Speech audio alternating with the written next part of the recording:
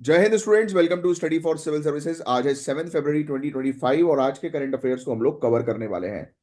और आप में से जो भी स्टूडेंट सिविल सर्विसेज की तैयारी कर रहे हैं, चाहे यूपीपीसीएस की हो, बीपीएससी की हो या कोई भी स्टेट पीएससी की हो, तो आप लेक्चर को एंड तक जरूर सुनना, क्योंकि इस लेक्चर में मैं आपको करंट अफेयर्स काफी डिटेल में कवर अप कराता हूँ और साथ ही साथ आपको नोट्स भी लिखवाता हूँ कि क्या चीज काम की है क्या नहीं है। तो अपने साथ पेन और पेपर लेकर बैठो और जो भी इंपॉर्टेंट चीजें मैं आपको बताऊंगा इस लेक्चर के दौरान वो आपको नोट डाउन करनी है।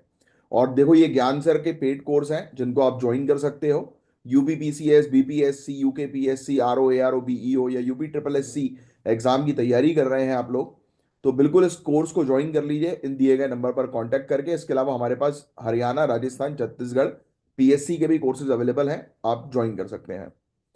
और आज के टॉपिक्स ये हैं जिनको हम लोग डिटेल में कवर करने वाले हैं, और कल के भी कुछ टॉपिक्स छूट गए थे बट आज भी बहुत ज़्यादा टॉपिक्स हैं।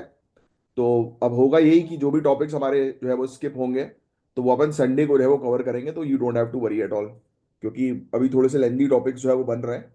राइट। तो अब सुनो, आगे बढ़ने से पहले आप लोग के कुछ कमेंट्स हैं जिस पर बात कर लेते हैं। और काफ़ी अच्छा लगा, आप लोगों ने काफ़ी सारे स्टूडेंट्स ने बहुत बढ़िया कमेंट्स जो है वो दिए हैं। गोल्डी एलेक्स का एक डाउट है कि सर करंट अफेयर्स को याद कैसे रखें। देखो यार, सबसे पहली चीज तो आपको चीजों को याद नहीं रखना है, यही यही एक मेन चीज है। आपको देखो, जब मैं पढ़ाता हूं तो आपको उसके कॉन्सेप्ट्स क्लियर हो जाते हैं, राइट। बट सवाल ये उठता है कि फैक्ट्स कैसे याद रहेगा, मतलब हम भूले ना, मतलब याद रखना तो छोड़ो, हम भूले नहीं।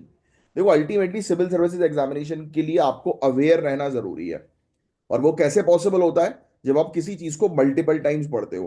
अब जैसे मैं अपनी बात करूं, मैं जब कोई भी, जैसे मैं भी करंट अफेयर्स के टॉपिक पढ़ा रहा हूं, मेरे लिए भी ये टॉपिक जो है वो नया है, न्यूज नहीं है। राइट। बट क्या होता है कि जब ये टॉपिक्स बार बार नजर आते हैं, बार बार जो है वो न्यूज में दिखाई देते हैं, तो ये टॉपिक्स आराम से याद हो जाते हैं। तो इनको आपको जरूरत ही नहीं रहती याद करने की। तो जस्ट आप कंसिस्टेंट रहो, एक स्केड्यूल अपना फॉलो करो रिवीजन का। मतलब आपको क्या करना है, संडे वाले दिन जो है वो आपको अपने रिवीजन को टाइम जो है वो देना है। राइट। तो इस चीज पर फोकस करो, क्योंकि आप जब बार बार चीजों को अपनी आंखों के सामने से गुजारोगे और उन चीजों के बारे में बात करोगे, सोचोगे, तो वो चीजें आप भूलोगे नहीं।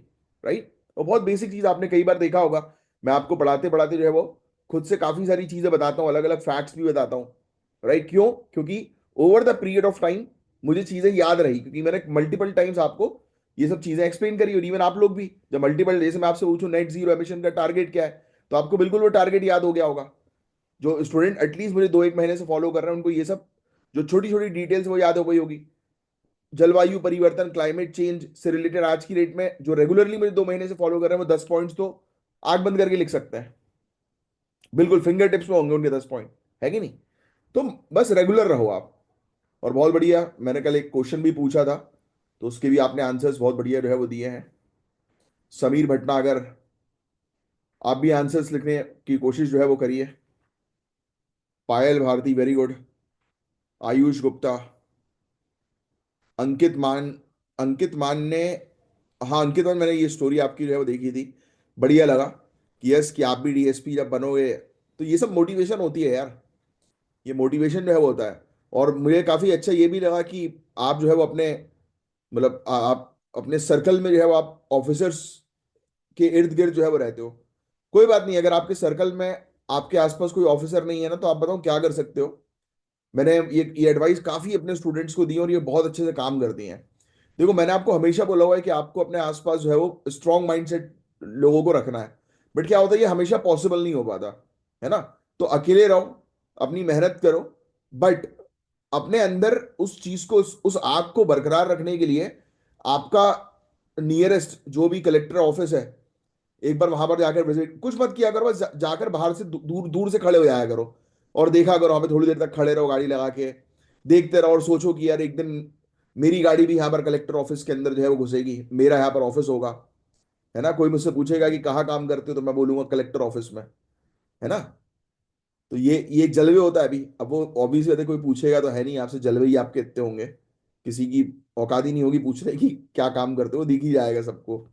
राइट। इतनी पावरफुल पर्सन बनने वाले हो आने वाले समय में।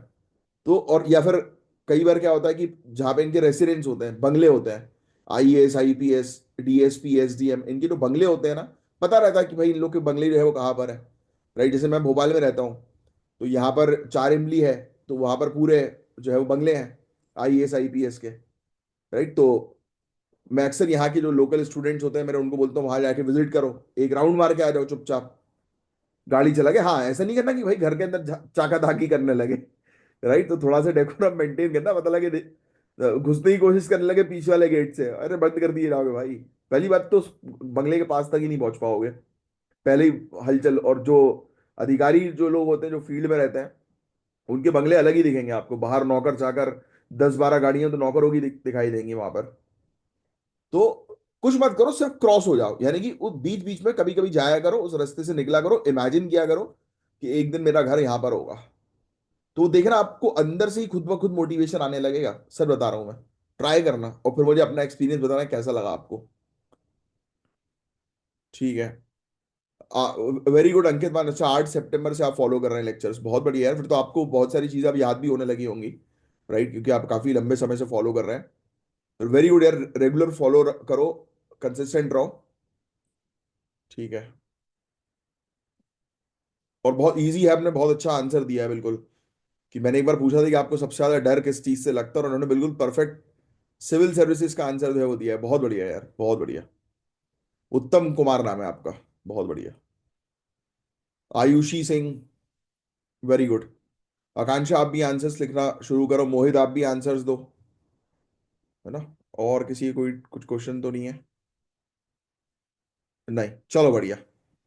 ठीक है, चलो आप बिना समय वेस्ट किए हम लोग जो है वो सेशन को जो है वो अपने स्टार्ट कर रहे हैं। ये सब टॉपिक्स हैं आज के। मैं हूं आपका एजुकेटर कमलाक्ष झा, और ये आपका टॉपिक 1 है जिसको हम शुरू करेंगे। आपको अभी सिर्फ जो मैं बता रहा हूं उसको ध्यान से सुनना है, जो जो चीजें बोलूंगा नोट डाउन करने की वो करना है, नोट।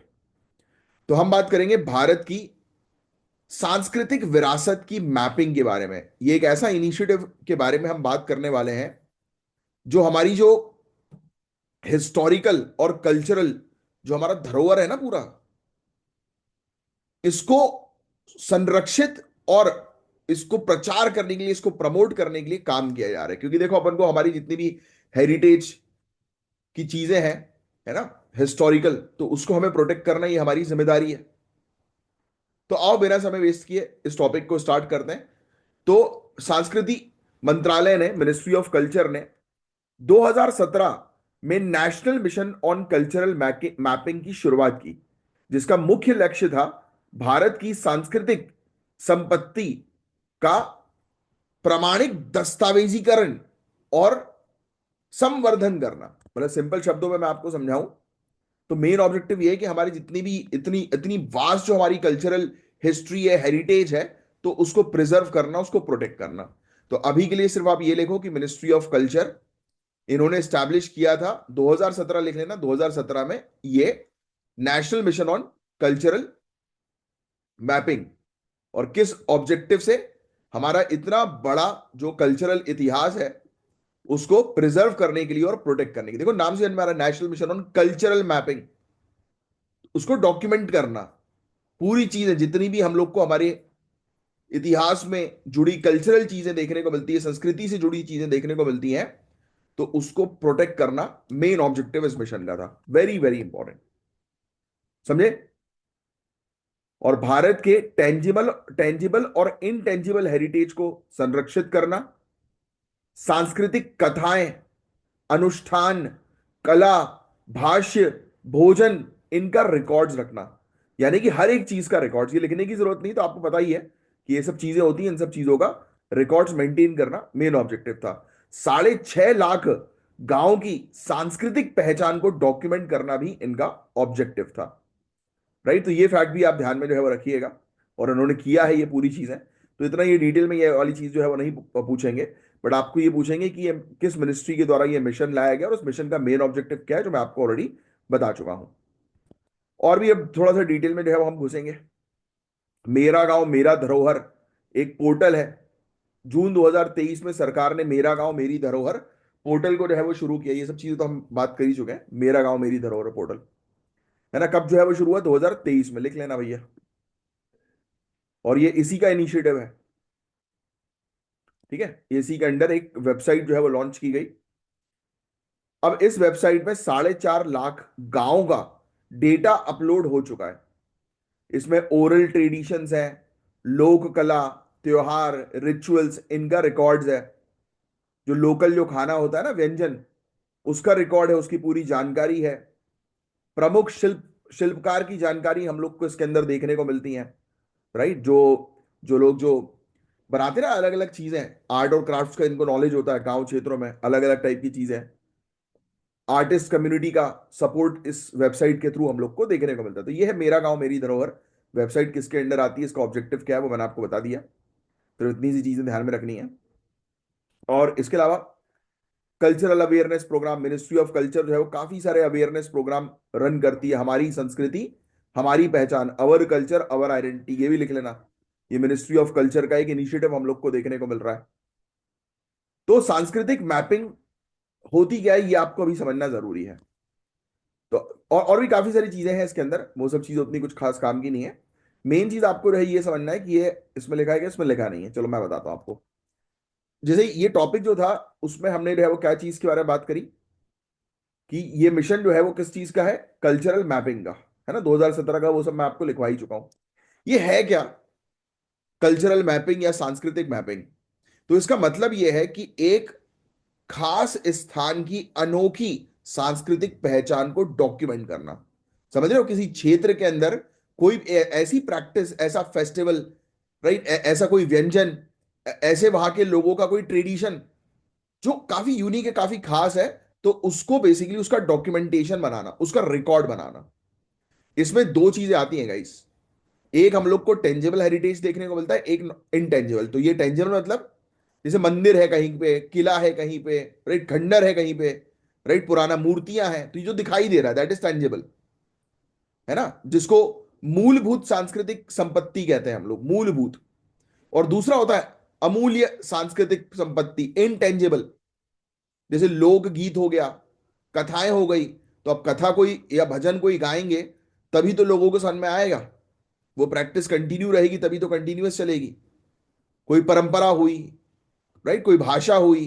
तो ये सब चीजें जो होती है वो इंटेंजिबल कैटेगरी में होती है, तो इनको भी प्रोटेक्ट करना बहुत जरूरी है। तो ये मैपिंग आप समझ गए कि कल्चरल मैपिंग जो है वो है क्या। तो ये पूरी चीजों को ये प्रोटेक्ट करके जो है वो रखते हैं। अब इसके अलावा कुछ सरकार के इनिशिएटिव हम लोग को कल्चरल हेरिटेज से रिलेटेड देखने को मिलते हैं। जैसे गुरु शिष्य परंपरा योजना, लिख लेना। कल्चर को प्रोटेक्ट करने के लिए मिनिस्ट्री कुछ इनिशिएटिव जो है वो चलाती है, उसकी कोई स्कीम है, एक स्कीम गुरु शिष्य परंपरा योजना। इस स्कीम के तहत लोक कला और परंपरागत कला, जो ट्रेडिशनल जो कल्चर्स, जो कला आर्ट फॉर्म जो आ रहे हैं, इनको प्रोटेक्ट किया जाए, है ना। और जो भी लोग जो है, गुरु और शिष्य नाम है ना, तो जो टीचर है और जो स्टूडेंट्स है उनको सपोर्ट किया जाता है कि वो इस प्रकार की कोई पुरानी जो लोक कला वगैरह जो है उसको प्रोटेक्ट कर रहे हैं ये लोग, तो उनको रिकॉग्नाइज किया जाता है, उनको प्रमोट किया जाता है, मोटिवेट किया जाता है, इंसेंटिव्स दिए जाते हैं, रिवॉर्ड्स दिए जाते हैं, सर्टिफिकेशन दिए जाते हैं, है ना। तो ये गुरु शिष्य परंपरा योजना। एक कल्चरल प्रॉपर्टी एग्रीमेंट है। जुलाई 2024 में भारत ने यूएसए के साथ एक समझौता किया जो चोरी हुई प्राचीन वस्तुओं को वापस भारत लाने में मदद करेगा। वेरी वेरी इंपॉर्टेंट क्वेश्चन आ सकता है, कल्चरल प्रॉपर्टी एग्रीमेंट जो है वो किसके साथ हुआ है? तो आप लिख लेना, जो 2024 में इंडिया और यूएसए ने ये एग्रीमेंट जो है वो साइन किया है, जिसका मेन ऑब्जेक्टिव यह है कि जो चोरी हुई स्टोलन एंटिक्विटीज थी, जो चोरी हुई हमारी जो विरासत है, प्राचीन वस्तु जो है, उनको भारत लाना। फिर CSR, corporate social responsibility, a very important term जो इकोनॉमिक्स का है। अब ये मेरा क्वेश्चन आपसे है कि आप मुझे इसकी डेफिनेशन बताएंगे कमेंट बॉक्स पर लिखकर, कॉर्पोरेट सोशल रिस्पॉन्सिबिलिटी की। इस टॉपिक को मैं पहले भी कई बार एक्सप्लेन कर चुका हूं, और जिन लोग को नहीं पता, आज आपका टास्क है कॉर्पोरेट सोशल रिस्पॉन्सिबिलिटी के बारे में पढ़ो। और कहां से पढ़ना है, सिंपली सर्च करो गूगल पे, विकीपीडिया आएगा, उसका पहला पैराग्राफ पढ़ लो, समझ में आ जाएगा। राइट, तो कॉर्पोरेट सोशल रिस्पॉन्सिबिलिटी होती क्या है, इसके नाम में ही पूरे इसका मीनिंग छुपा है वैसे तो, है ना। तो आप मुझे कमेंट बॉक्स पे इसकी डेफिनेशन बताएंगे। तो हमने 2023 में अडॉप्ट अ हेरिटेज 2.0 ये इनिशिएटिव जो है वो लॉन्च किया, ये भी लिख लेना। सीएसआर फंड्स का उपयोग करके प्रोटेक्टेड मॉन्यूमेंट्स के आसपास फैसिलिटीज डेवलप की जा रही हैं, जैसे कि सेफ्टी के लिए या AR VR टेक्नोलॉजी का यूज हो रहा है, या बैठने की व्यवस्था लोगों के लिए, तो लोगों के लिए कॉर्पोरेट सोशल रिस्पॉन्सिबिलिटी के फंड से जो है वो, जो वहां पे आने वाले जो टूरिस्ट लोग हैं, तो उनके लिए पूरी व्यवस्था भी करवाई जा रही है इस इनिशिएटिव के थ्रू, अडॉप्ट हेरिटेज 2.0।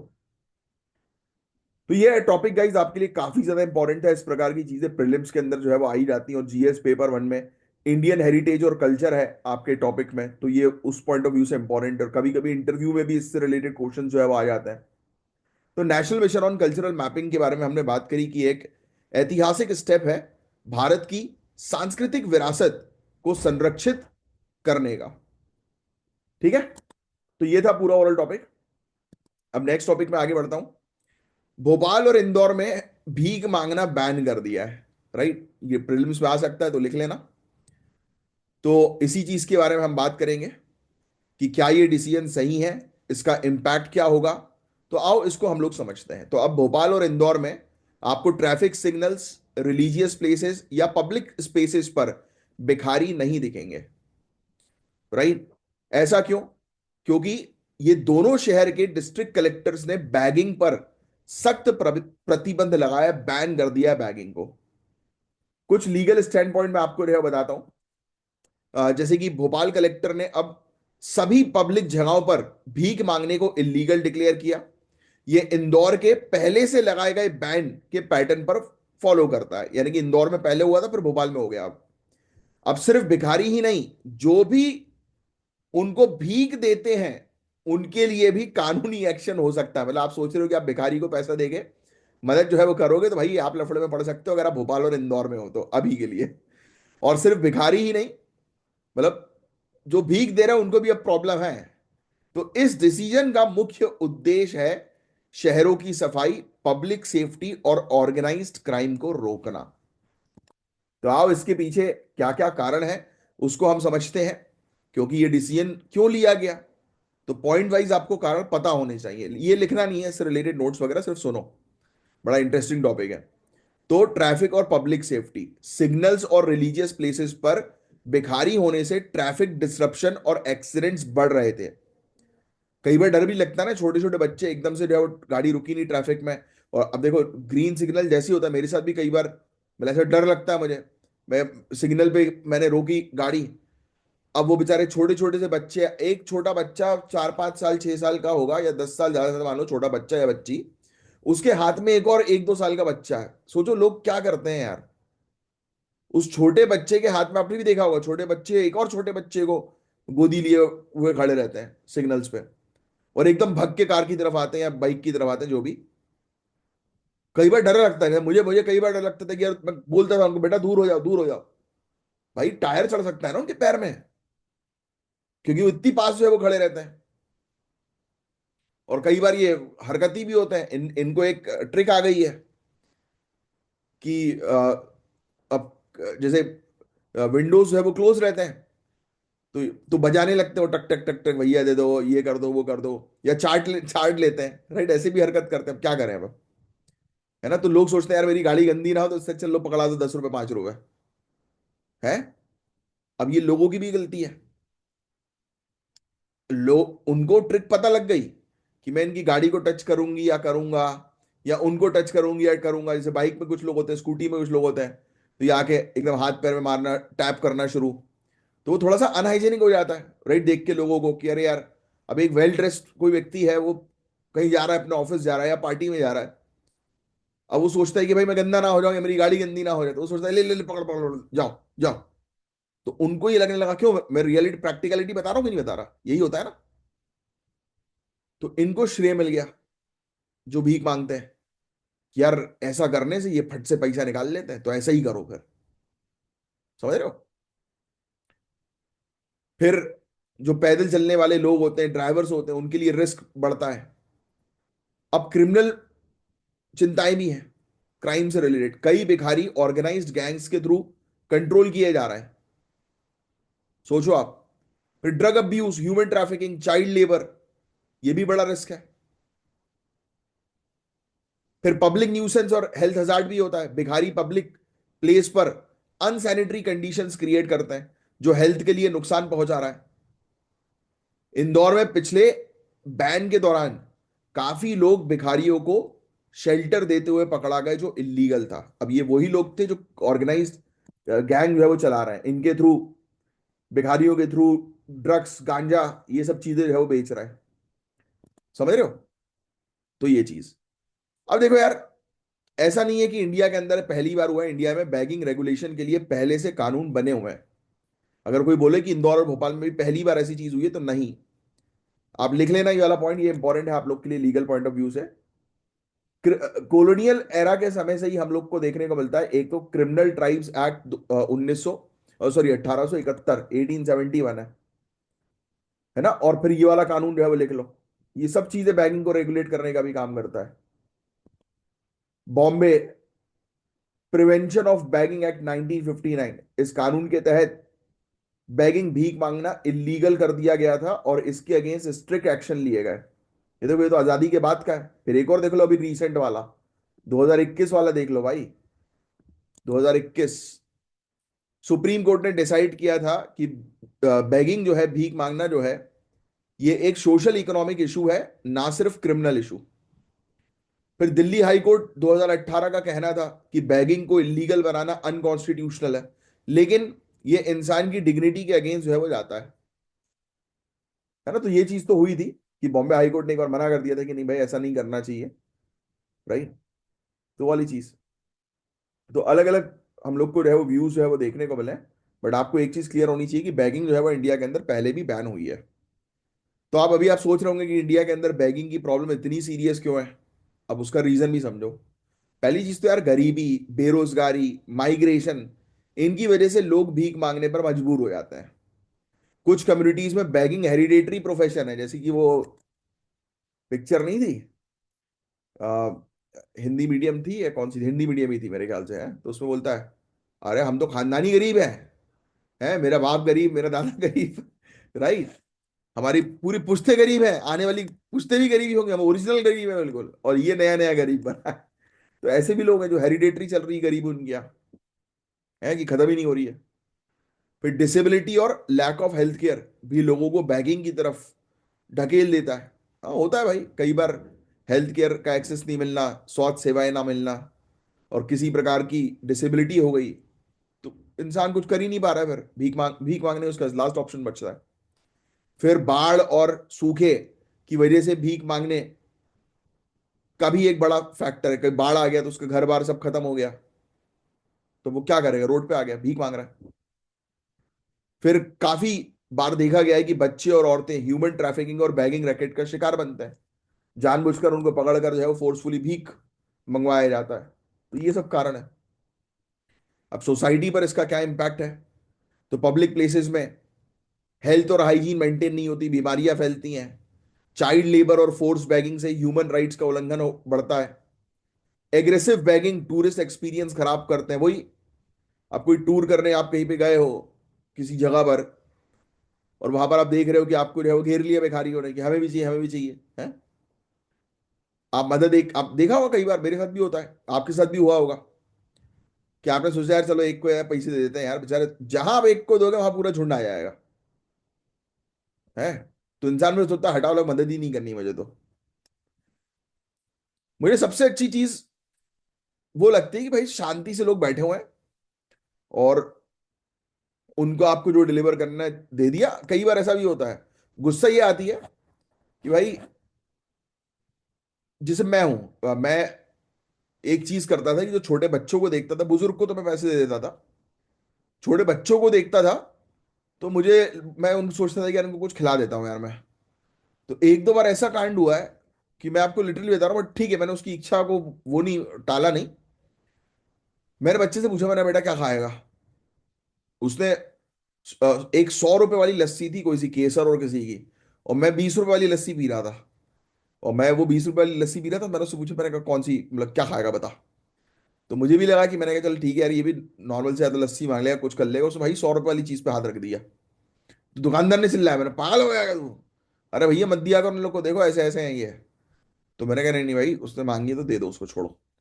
फिर उसका दोस्त भी आ गया दूसरा कि अच्छा ये तो बांटने वाला मिल गया, पकड़ो इसको। मैंने कहा देख भाई, इन इसमें से पी लो अब दोनों, है ना। मैंने कहा ज्यादा करोगे तो ये जितनी आधी पी है मैं छीन लूंगा फिर। तो नहीं नहीं नहीं भैया हम पी लेंगे। एक ऐसा एक्सपीरियंस हो, कई बार अच्छा एक्सपीरियंस भी होता है, कई बार वो खुद ही बोल देते हैं, मैं बोलता हूँ कि और भी ले ले कुछ, अरे नहीं नहीं भैया इतना काफी है, इतना काफी है बस। तो ये ऐसा अच्छा लगता है ना। तो फिर अब देखो, कई बार फिर लोग फिर मदद करने के लिए छोड़ देते हैं कि साला उंगली उंगली पकड़ा तो ये लोग तो हाथ पकड़ लेते हैं। तो वो चीज है। आपका भी एक्सपीरियंस कभी हुआ हो तो बताना कमेंट बॉक्स पे। फिर ह्यूमन राइट्स अब देखो यार, सेफ्टी पर इंपैक्ट यही है। अगर बैगर्स को बिना रिहैबिलिटेशन के अरेस्ट किया जाए तो ये उनके फंडामेंटल राइट्स का भी उल्लंघन है, तो सीधे सीधे ह्यूमन राइट्स का उल्लंघन हो गया। तो भाई भीख जो लोग मांग रहे हैं तो उनको शेल्टर प्रोवाइड कराओ। मुझे वो लोग भी अच्छे लगते हैं जो पेन वगैरह बेचते हैं, है ना, वो थोड़ा ठीक लगता है कि यार चल, भीख तो नहीं मांग रहा सामने वाला, सेलिंग कर रहा है। बट वो भी रिस्की होता है कई बार, ट्रैफिक सिग्नल पे नहीं करना चाहिए। ट्रैफिक सिग्नल में लोग वैसे ही हरी में रहते हैं काफी ज्यादा, ग्रीन लाइट जलती नहीं, वो 3 2 1 होता नहीं कि लोग बिल्कुल नो नो नो चालू। अब लोगों की क्या मत करूं, मैं खुद करता हूँ कई बार ऐसा कि चलो ग्रीन लाइट हो गई तो ऐसा लगता है रेसिंग में निकल गया अपना है, उससे अच्छी खुशी होती नहीं कभी। आगे वाली लाइन में खड़े रहो, 3 4 लोग, जैसे पहले बचपन की बात कर रहा हूँ मैं थोड़ा, कॉलेज वगैरह के टाइम पे, तो उससे मेरे पास ब्लैक कलर की 220 हुआ करती थी, पल्सर। तो बस, अब वो जोश रहता है ना उस समय का।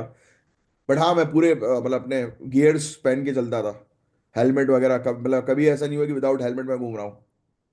मैंने उस चीज का तो स्टार्टिंग से ही ध्यान दिया है। अब उसके लिए भी घर वाले मेरे, उनने फोर्स जो है वो किया। होता यही है ना कि आप घर से ही पूरी चीजें, स्ट्रिक्टनेस अगर घर से है तो आप ठीक जो है वो निकलोगे। तो घर पे ही बोल देता है कि नहीं नहीं विदाउट हेलमेट जाने नहीं देंगे। हाँ, कई बार अपन हरकत करते थे, थोड़ी दूर तक आगे तक गए, क्योंकि लंबे लंबे बाल थे मेरे उस समय, चोटी रखता था मैं, पोनी टेल रखता था, अलग टाइप का था। तो होता है सबकी एक कॉलेज वॉलेज का पीरियड जोश वाला, कि वो रेड लाइट से जैसी वो ग्रीन हो रही है, 3 2 1 डू डू डू, और फिर उसमें अगर अपन सबसे आगे निकले तो कितनी खुशी होती है, अरे वाह अरे वाह, ऐसा लगता है रेसिंग चल रही है। तो ऐसा भी होता है। तो उस दौरान मैं वही बोल रहा हूँ कि उस दौरान ये कई बार रोड क्रॉस करने में एकदम से सिग्नल हुआ और सामने भिखारी रोड क्रॉस कर रहा है, तो लग जाती है चोट। कई बार लोग इनको थपड़ा मार देते हैं, वैसे ही इंसान जो है वो नौकरी में बॉस की सुन के आ गुस्से में है, ऊपर से आके भैया दे दो, पट दे दिया कान के नीचे, किले मांगा था ना। तो ऐसी चीजें हैं, होता रहता है। एक बार ऐसे ही मैं ज्ञान सर के साथ कोई से मार्केट में हम लोग गए थे। मैं था, भाभी थी, मेरा छोटा भाई था। तो हम लोग मार्केट में घूम रहे थे दिल्ली में। तो तो ऐसा होता नहीं कि लोग लोग वहाँ बोलते हैं कि भैया ये ले लो। तो कोई था, बैग बैग बेच रहा था कोई, वहां पर स्ट्रीट स्ट्रीट पे नहीं होते काफी सारे लोग। तो एक कोई बैग बेच रहा था, जो टूर घूमने वाला बैग नहीं होता। तो ज्ञान सर को उसने बोला कि भैया ये ले लो। तो ज्ञान सर ने उसका बैग उठा के चलने लगे। तो बोलता भैया पैसे पैसे, तो ज्ञान सर बोलते अबे पैसे की बात कहाँ करी तुमने, तुमने तो बोला ये लो और हमने ले लिया। तो मजा आ गया था देख के, मेरा यार यार सर ये बहुत सही चीज है कि अगली बार से फिर क्योंकि वो बहुत देर से परेशान कर रहा था, भैया ले लो भैया ले लो भैया ले लो। ज्ञान सर 2 3 बार बोला कि नहीं चाहिए भाई नहीं चाहिए। बोला नहीं नहीं भैया ले लो भैया ले लो, तो ला दे। तो ज्ञान सर ने पकड़ और चलने लगे तेज तेज, वो पीछे भागे। फिर ज्ञान सर ने मतलब मान के चलो 5 7 मिनट तक तो उसको दिया ही नहीं था, चलते ही आ रहे थे, वो रोक रहा बेचारा। बोलते क्या हो गया, रुक रुक बात करेंगे रुक, चल अब तू, उसको आगे तक ले गए। सही है। तो बस ये था गाइस पूरा ओवरऑल टॉपिक। तो अभी हमें क्या चीज करनी चाहिए, तो भाई पनिशमेंट नहीं करना चाहिए, रिहैबिलिटेशन करना चाहिए।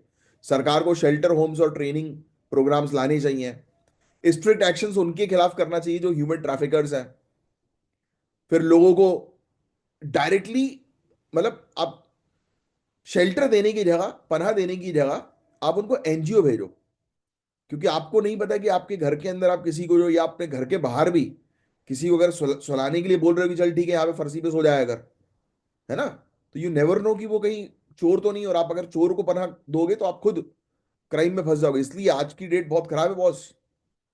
If you are helping someone, दूर से मदद करना अच्छा होता है, करीब लाके मदद करना will become very difficult for you if you don't know that person. फिर हमें स्ट्रॉन्ग पॉलिसी जो है वो लानी पड़ेगी इन सब चीजों के लिए। बस यही था, बाकी और कुछ नहीं है इसमें, इस टॉपिक के अंदर समझने वाली बात है। आओ, अब नेक्स्ट टॉपिक पे हम जो है वो चलेंगे।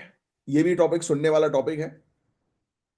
अगर हम पिछले 10 साल की बात करें तो भारत के अंदर आपको पता ही है guys, road, railway, civil aviation, urban development, ऐसे सेक्टर्स में भयानक ग्रोथ हुई है। गडकरी साहब की वजह से आप देखिए आज की डेट में रोड्स कितने बेस्ट बन गए हैं। हाईवे में चलने में तो मजा ही आ जाता है। मन ही नहीं करता कि गाड़ी को जो है वो 100 के नीचे जो है वो उतारो है। बट ठीक है, स्पीड लिमिट के हिसाब से चलना चाहिए। और आज अब दिल्ली चंडीगढ़ वाले आप रोड पे जाइए, आपको वहां की स्पीड लिमिट ही मेरे ख्याल से 120 है, दिल्ली चंडीगढ़ की। है ना, 100 120 तो स्पीड लिमिट होने लगी है आजकल, जो लीगल स्पीड लिमिट होती है। बट हाँ, इट इज़ वेरी इंपॉर्टेंट कि जहां पर लिमिट, जैसे रोड की लिमिट 40 है तो वहां लोग 80 चलाते हैं। जहां पर 100 120 की लिमिट है वहां पर लोग जो है वो 200 के ऊपर नहीं वो करते। जैसे मुझे याद है, मैं दिल्ली टू मनाली जा रहा था टूर पे, अपने दोस्त के साथ जा रहा था बुलेट बाइक से। मेरी बुलेट की स्पीड होगी मेरे ख्याल से 80 80 की, वही दिल्ली चंडीगढ़ वाले रूट पे। मेरे साइड से निकली, बहुत पुरानी बात है ना, मेरे ख्याल से शायद 2013 12 13 14 13 14 के आसपास की बात है। मेरे साइड से निकली एक सेडान कार, शायद बीएमडब्ल्यू थी या ऑडी थी। अब मतलब मेरी गाड़ी 80 की स्पीड पर साइड से ऐसे निकली बिल्कुल रफ्तार में, तो क्लियर था कि वो गाड़ी जो है वो कम से कम 240 से नीचे नहीं होगी। तो सोचो, स्पीड लिमिट में लोग डबल ही करते हैं। तो इसीलिए आजकल ये सेंसर्स लगाना बहुत जरूरी है जगह जगह पे, कि ठीक है चलाओ बेटा, तुम चलान लंबा चौड़ा कटेगा, आओ। जैसा अब हो नहीं गए कि ड्रिंक एंड ड्राइव पे सीधे सीधे 10,000 चलान, क्या हो बेटा। बट करप्शन रोकना जरूरी है। पुलिस वाले जो है वो छोड़ देते हैं, 1000 2000 में छोड़ देते हैं, या किसी को फोन लगवा दो तो छूट जाते हैं। मेरे को करते मेरे कई बार दोस्त फोन, गलती अपनी भी है बट क्या करें, सिस्टम ही ऐसा चल रहा है। अब सामने वाला कड़क ऑफिसर हो तो कभी ना छोड़े। ऑफिसर ही कड़क नहीं है। कड़क बन मत बन तू ढोकला है, तो ढोकला नहीं बनना, कड़क बनना है अपन को। नेशनल हाईवेज की टोटल लेंथ बढ़ गई है, कितनी बड़ी क्या बड़ी तो वो सब आंकड़े आपको याद रखने की जरूरत नहीं है। Per day road construction 33.8 kilometre per day हो गया, यानी कि अच्छे खासे मतलब लेवल पर हम लोग रोड को कंस्ट्रक्ट कर रहे हैं। हर जगह काम चल रहा है, आप देख रहे होगे। इंफ्रास्ट्रक्चर का काम हर जगह चल रहा है, आपकी सिटी में ही कोई ना कोई पुल बन रहा होगा, कुछ ना कुछ तो कार्रवाई चली रही होगी, है ना, और अच्छी। तो ये है, ये तो काम तो अच्छा हुआ है भाई। स्मार्ट सिटीज के मिशन 91% से ज्यादा प्रोजेक्ट्स कंप्लीट हो चुके हैं। मेट्रो रेल नेटवर्क 2014 के 248 किलोमीटर से बढ़कर 2024 में 993 किलोमीटर तक एक्सपेंड हो गया। तो दो तीन बस फैक्ट्स अगर याद रखना चाहो तो याद रख लेना। ये सब यहां पर जो है वो दिया हुआ है। नेशनल मॉनिटाइजेशन प्लान, ये 2025-26 के बजट में ये बहुत इंपॉर्टेंट प्लान था। 10 लाख करोड़ वर्थ के एसेट्स को मोनिटाइज किया जा रहा है। मोनिटाइज का मतलब जो है समझ रहे हो, सरकारी जैसे कोई प्रॉपर्टी खाली पड़ी हुई है, किसी यूज में नहीं आ रही, तो हम उसको यूज में लाएंगे, उसको किराए पे दे देंगे, ऐसी चीज करेंगे। तो ये सब चीजें हैं। भारतमाला परियोजना, Sagarmala project, smart city mission, उड़ान स्कीम, लिख लो। भारतमाला परियोजना, Sagarmala project, smart city mission, smart city mission, और एक और लिखो, उड़ान उड़ान स्कीम। ये टास्क है आपका, आज आपको ये पढ़ना है इन स्कीम्स के बारे में। तो गाइज, भारत सरकार ने बजट 2025-26 में इंफ्रास्ट्रक्चर को बूस्ट करने के लिए अनाउंसमेंट की है।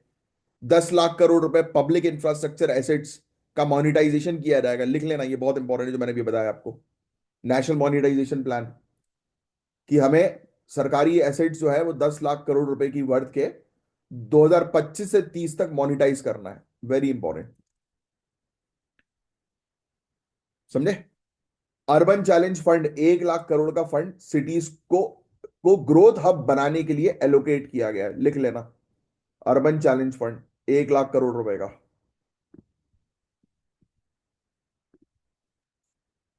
ठीक है। नेक्स्ट आप लिख लो, रेलवे इलेक्ट्रिफिकेशन। नेक्स्ट आप लिख लो, railway electrification. Railway electrification, Indian railways का 100% इलेक्ट्रिफिकेशन 2025-26 तक कंप्लीट करने का टारगेट है। फिर नेक्स्ट लिखो, शिप बिल्डिंग इंडस्ट्री, या मैरीटाइम सेक्टर लिख सकते हो। शिप बिल्डिंग इंडस्ट्री, 25,000 करोड़ का फंड दिया गया है शिप बिल्डिंग इंडस्ट्री को। 25,000 करोड़ रुपए का फंड जो है वो दिया गया है शिप बिल्डिंग इंडस्ट्री को। नेक्स्ट लिखो। उड़ान स्कीम, 120 नए एयरपोर्ट्स और 40 मिलियन एडिशनल पैसेंजर्स की व्यवस्था करने के लिए उड़े देश का आम नागरिक। 120 नए एयरपोर्ट्स या नए एरियाज पर कनेक्टिविटी जो है वो देखने को मिलेगी। 15,000 करोड़ का स्वामी फंड टू लॉन्च किया गया है अफोर्डेबल हाउसिंग के लिए। स्वामी फंड टू 15,000 करोड़ रुपए का अफोर्डेबल हाउसिंग के लिए। 1 लाख इनकम्प्लीट हाउसिंग यूनिट को कंप्लीट करेंगे। ये लिखने की जरूरत नहीं। तो ऐसी चीजें हमें देखने को मिली। पीएम स्वनिधि स्कीम, ये भी लिख लेना। पीएम स्वनिधि स्कीम, और इसके बारे में भी पढ़ना। ठीक है। ऑल्टरनेटिव इन्वेस्टमेंट फंड्स, ये अलग से लिखो। Alternative investment funds. India infrastructure project development fund, इनके बारे में भी पढ़ना है डिटेल में। टेंशन मतलब ये सब चीजें महीने, 2 महीने, 3 महीने में एक साथ जो है वो आती हैं, इंडिविजुअल टॉपिक्स के रूप में आती हैं। तो अभी के लिए एक जनरल जो है वो आपका टास्क है, इसको आपको रीड करना है। बाकी जब आएगी तब अपन डिस्कस करेंगे। ये सब आंकड़े कितने हैं ये सब याद रखने की आपको आवश्यकता नहीं है। एक दो के याद रखना चाहो तो जो है वो रख सकते हो। जैसे कि मैं अगर मेरी मानो तो ये रोडवेज का कर सकते हो कि हम जो है वो आज की रेट में ऑन एन एवरेज ये वाला लिख सकते हो कि डेली जो है वो 2023-24 में अगर देखा जाए तो एवरेज 33-34 किलोमीटर के पर डे रोड बन रहा है। यानी कि हर दिन 33-34 किलोमीटर तक के रोड बन रहे हैं, सिर्फ इतना लिख लो।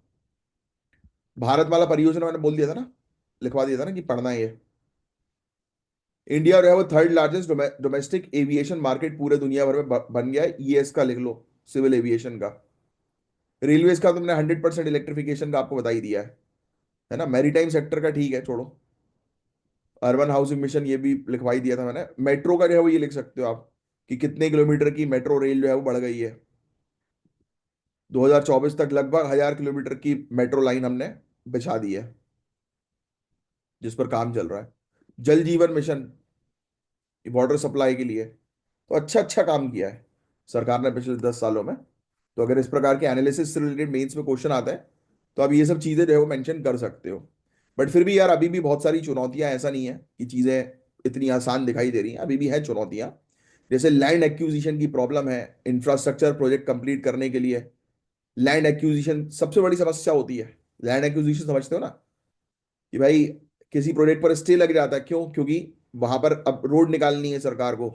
अब उस रोड के बीच में जो है वो किसी की प्रॉपर्टी आ रही है, वो बेचने से मना कर रहा है कि मैं, मुझे नहीं बेचना, ये प्रॉपर्टी तो मेरे पूर्वजों की है ना।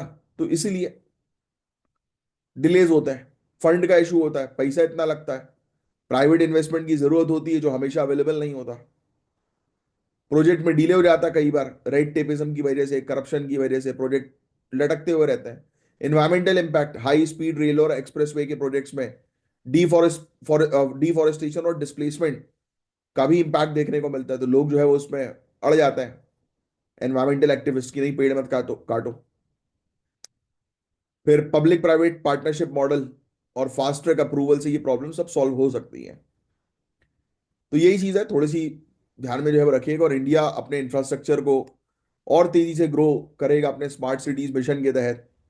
Bullet train project Mumbai Ahmedabad का है, राइट। अब ये जल्दी शुरू हो जाए तो अच्छा। ये भी लैंड एक्विजिशन के चलते अटका हुआ है।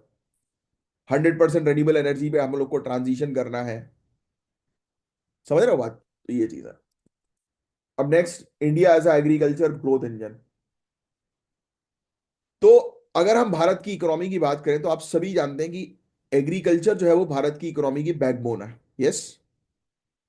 जो ना सिर्फ भारत की जीडीपी में योगदान देती है बल्कि करोड़ों लोगों को रोजगार में भी एक बड़ा माध्यम है। तो आओ इस टॉपिक को डिटेल में जो है समझेंगे। बहुत ध्यान से सुनना इस टॉपिक को, ये भी सुनने वाला टॉपिक है। तो एग्रीकल्चर की इंपॉर्टेंस तो आप सभी लोग को जो है पता है, भाई एग्रीकल्चर इज इंपॉर्टेंट। भाई जीडीपी में कंट्रीब्यूशन है, राइट। एग्रीकल्चर भारत की जीडीपी में 18% से ज्यादा योगदान देती है, पता है आपको? भारत की जीडीपी में एग्रीकल्चर 18% से ज्यादा योगदान देती है, लिख लो अगर नहीं है तो। पता, 18% से ज्यादा योगदान। अभी आप उससे पूछ रहे थे ना, सर फैक्ट्स कैसे याद रखें? अब देखो ये एग्रीकल्चर का टॉपिक आया तो इससे रिलेटेड मुझे आपको लेक्चर देना है ना। मेरा काम नहीं कि जो यहाँ पर चीजें लिखी हुई उसको एज इट इज उस तरीके से पढ़ाऊं, नहीं तो समझ में नहीं आएंगी चीजें। तो अब एग्रीकल्चर का मेंस का आंसर लिखना है आपको, तो पहला पॉइंट यही होना चाहिए, एग्रीकल्चर जो है वो इकोनॉमी की बैकबोन है इंडियन इकोनॉमी की। 18% से ज्यादा कंट्रीब्यूशन एग्रीकल्चर का भारत की जीडीपी में देखने को मिलता है। हमारी इकोनॉमी तभी स्टेबल रहेगी जब हमारे पास फूड सिक्योरिटी होगी, बोलो हाँ या ना।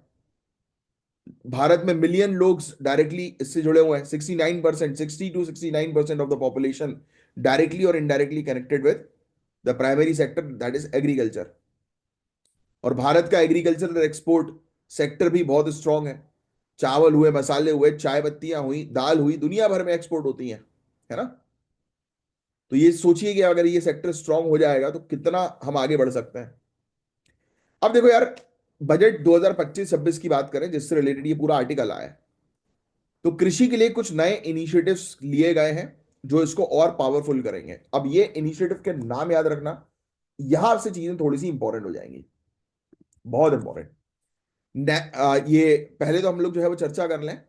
हाई यील्डिंग सीड्स, HYV बोलते हैं ना, high yield variety, HYV seeds, तो यानी कि जिससे ज्यादा प्रोडक्शन हो, यानी कि अच्छी क्वालिटी के बीज जिससे प्रोडक्शन ज्यादा हो, तो इसके लिए नेशनल मिशन इंट्रोड्यूस हुआ है।